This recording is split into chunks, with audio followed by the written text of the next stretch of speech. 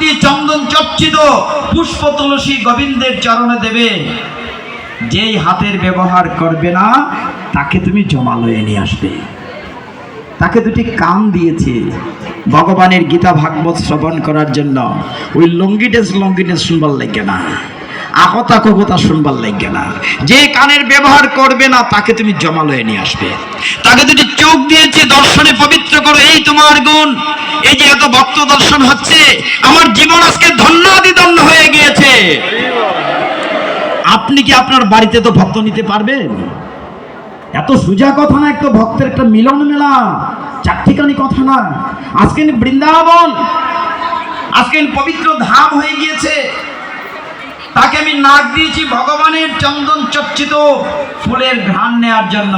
যে নাকের ব্যবহার করবে না তাকে জমালয়ে নিয়ে আসবে।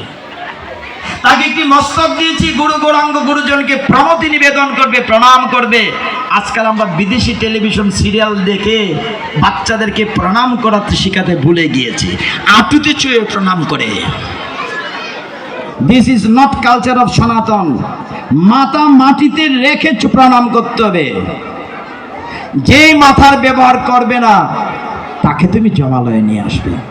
এখন নিজে প্রশ্ন করুন, আমি আপনি জমালয়ে যাওয়ার জন্য তৈরি হচ্ছি না ভগবত ধামে যাওয়ার জন্য? আমি অঙ্গের ব্যবহারটা কোথায়? তবে একটি কথা বলেছেন অজামিলের বেলা। অজামিলকে যখন নিয়ে যাওয়া হলো তার জান কবচ করে জমালয়ে, তাকে শাস্তি দেবেন। আমাদের 28 প্রকার নরক আছে। কয় প্রকার নরক বলেছি? 28 প্রকার। বলছেন যে কোন বাড়িতে বসে গীতা শ্রবণ করেছিল, অতএব তার সমস্ত পাপ তুমি মাফ করে দাও। হরি বল। প্রেম সে বলো রাধে রাধে, প্রেম সে বলো রাধে রাধে।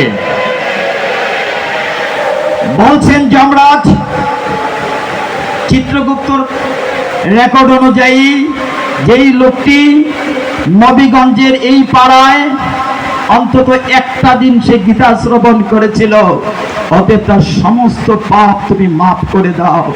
হতে পারে ডিলিট হয়ে যেতে পারে।